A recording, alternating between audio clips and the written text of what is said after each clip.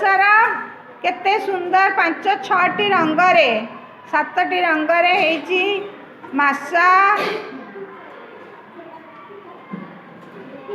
ये दीदी इंग्लिश रे लिखिछंदी जनवरी फेब्रुआरी मार्च एप्रिल मे जून जुलाई August September October November December है अच्छी ओडिया मासा